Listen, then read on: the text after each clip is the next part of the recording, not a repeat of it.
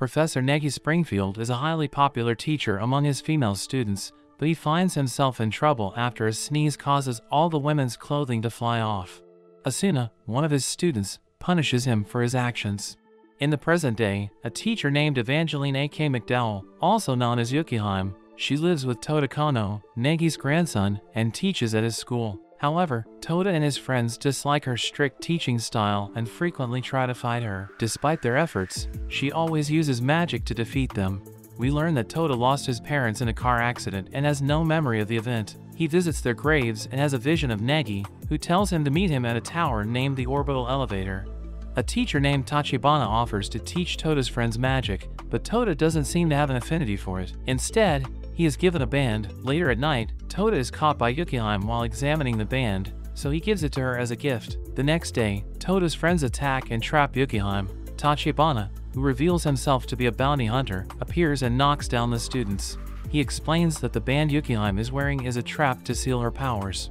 Touta tries to save her, but Tachibana seemingly kills them both.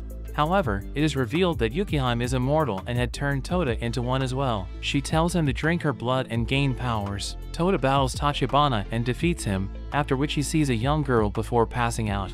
Yukihime wakes him up the next day and they decide to leave town because of the danger surrounding them.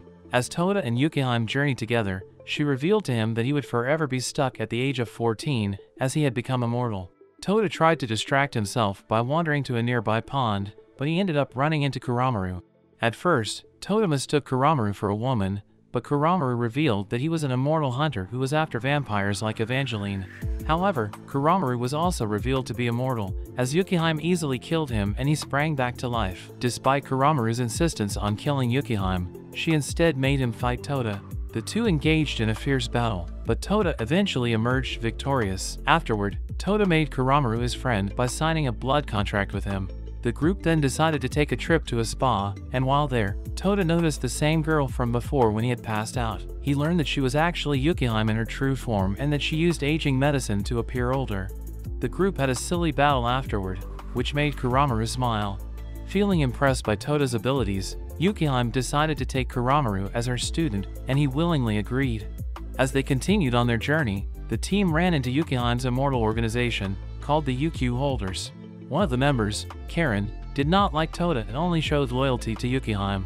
The group of Touta and Kuramaru journeyed to Fairyland Hall, the headquarters of the immortal organization they were joining.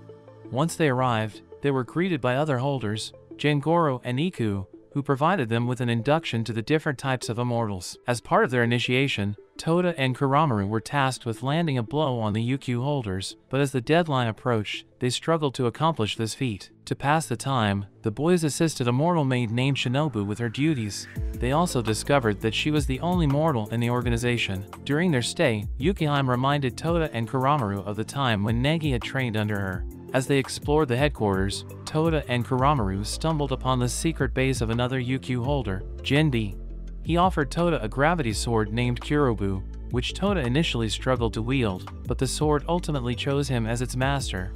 After revealing that it could talk, Jinbi allowed the boys to train with it in his space. Touta eventually mastered Kurobu and the boys attempted the tests again. Kuramaru successfully defeated Jengaro by controlling his broken arm, and Touta dominated Karen. But he stopped himself from landing the final blow when he heard Shinobu being attacked by monsters. Touta saved her, but in the process, he caused a mess by overusing Kurobu's abilities. Despite the mishap, the boys were passed and welcomed into the organization. Afterward, Yukihime ordered them, along with Jinbi, to kill all the leftover monsters underground. The following day, Yukihime assigns a mission to the voice and Karen to save a group of orphan children from being evicted from their homes.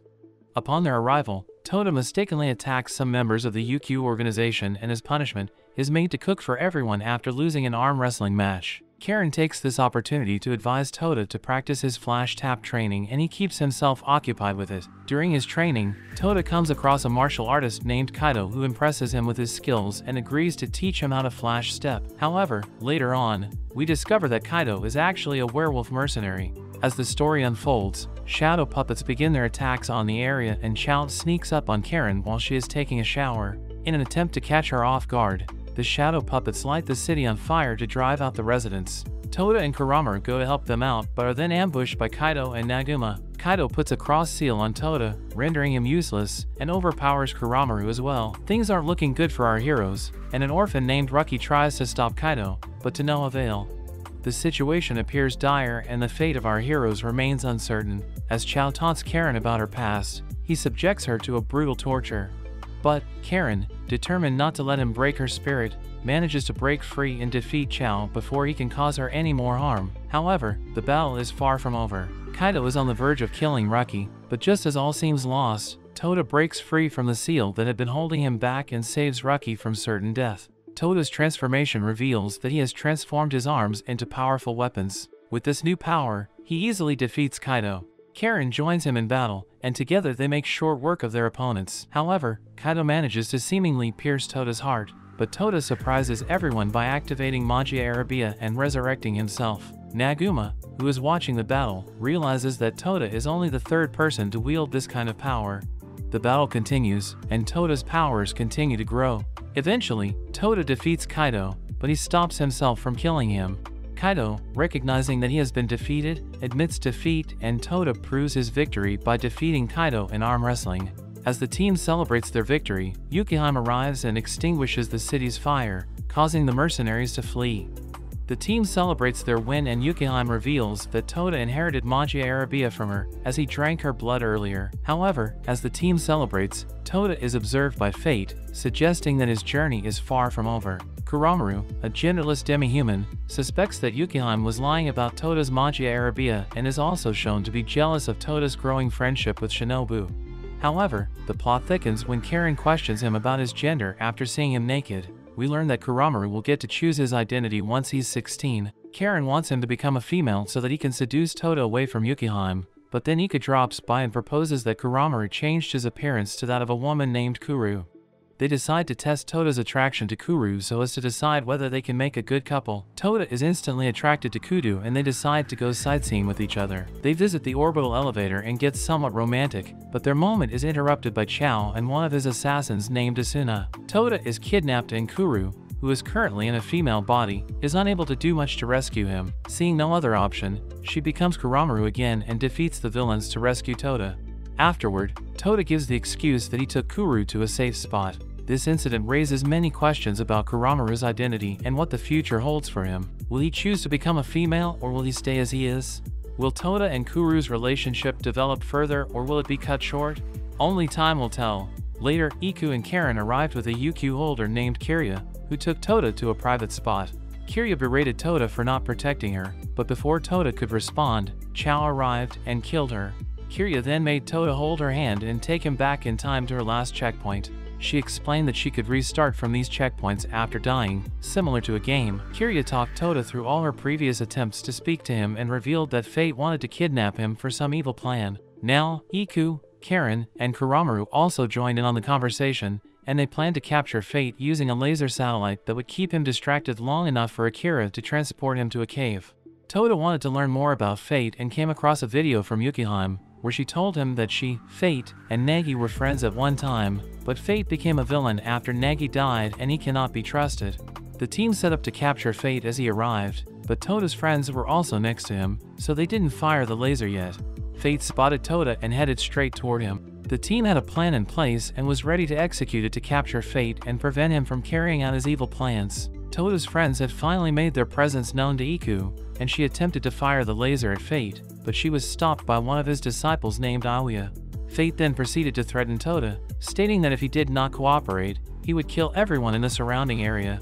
Touta, however, managed to steer the situation toward panic, allowing everyone to flee the scene. The team, now consisting of Touta and his friends, proceeded to implement their plan, but it ultimately failed when Fate petrified Kirya after his other followers, Asuna and Shubu, distracted her.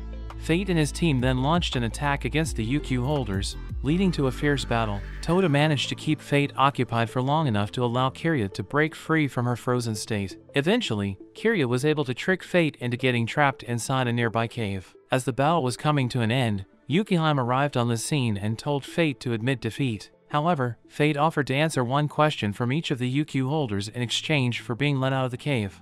The UQ holders took advantage of this opportunity and asked away, ultimately learning that Najit had not actually died. Fate also mentioned that Negi could be saved using Touta's power, but then he admitted to killing Touta's parents, which made Touta ready to attack him. Just as Touta was about to take his revenge, Negi appeared through a communication device and told Touta that Fate was lying. Before he could say anything else, Kuramaru destroyed the device, causing Negi to vanish. The UQ Holders organization had allowed Fate Avarankas to escape after he had answered all of their questions, which left Kiria upset as her plan had gone to waste. Touta, seeking answers about Negi Springfield, attempted to question Yukihime, but she did not respond. In the midst of this, a girl named Mizore and her great-grandmother Ayaka visited the organization. Mizore fought Touta in an effort to get revenge for Negi having broken Ayaka's heart, but she also fell for him and asked for his hand in marriage. Touta refused her advances and she attempted to win him over with food, but this only caused Shinobu, Kirai, and Kuramaru to become jealous. Ikuyu, another member of the organization, dropped by and took Touta to a haunted spring, where she claimed that the girls could win Touta's heart by washing his back 50 times. It was revealed that Yukihime and Ayaka were friends and had both romanced Negi in the past. The girls battled it out in the spring for Touta's affection, but after a series of events, Yukihime arrived and washed his back 50 times. However, Ika revealed that this was all just a prank and it left the girls upset. Later, Yukihime met with Touta in her true form and revealed that she had an affair with Negi. She also mentioned that Negi had defeated Lauda Booth, the mage of the beginning, around 20 years ago, but this led to her soul possessing Negi and he had been resisting her for 20 years. However, time was running out. After further questioning from Touta, Yukihime revealed that Touta himself was actually Negi's genetically modified clone. The girls, determined to help Touta clear his mind, decided to take him to the Mahora martial arts tournament. Once there, Touta was introduced to Ayaka and her classmates, Mana and Shichamaru. They showed him around Negi's academy, where they had studied together, and introduced him to another student named Seo, who was now a ghost. Despite Touta's doubts about his own identity as a clone of Negi, the women reassured him that he truly was Negi's grandson. However, their peaceful tour of the academy was interrupted when Mana received a call about some of the tournament's warriors getting injured. Due to these changes, Touta entered into the tournament, and his first match was against a mysterious warrior named Cutlass. As they fought, Cutlass referred to Touta as her brother, and Touta was eventually forced to activate Magia Arabia. But just as he was about to defeat Cutlass, Touta got trapped in a flash, and Negi finally appeared. Negi asked Touta to join him on his way to the orbital elevator, but before they could leave, Yukihime arrived. Now, Negi's team consisting of Yui, Nodoka, and Jack also showed up and the teams prepared for battle. The scene was set for an intense and epic showdown between the two teams. Negi's awkward sneeze causes all the women around him to lose their clothing once more as they quickly redress themselves. Touta learns that he is the first successful creation from the combined DNA of Negi and Asuna, after 71 failed attempts. Suddenly, he is snatched away by Albiero Ima, the creator of Kurobu. Ima tries to convince Touta to join Negi's team by showing him memories of Yukihime's love story with both Negi and his father Nagi. However, this turns out to be a trap. Hazukihime has also been dragged into Yalda's paradise known as Phantasmagoria.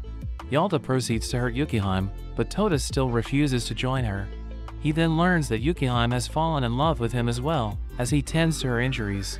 Yalda attacks them both, but they are unable to do much as she is able to control everything in this simulation. Just as things seem dire, Asuna shows up and saves them both. She takes Touta, Yukihime, and the other UQ holders to a safe spot and gives everyone tips on how to beat Negi's team. She also tells Touta that he has 37 seconds to activate his inner powers, which can be used to defeat Nagi. Asuna sends the team back to the battlefield and the fight finally begins. Touta and Negi faced off against each other in a fierce battle, but fate intervened to assist Touta and Yukihime in their efforts to bring Negi out of Iota in a spirit simulation. The four of them attempted to discuss a strategy to stop Negi, but he ultimately concluded that the only way to defeat him was to kill him. As the battle raged on, Yukihime shared an emotional moment with Negi, but despite their efforts, the UQ holders were ultimately defeated.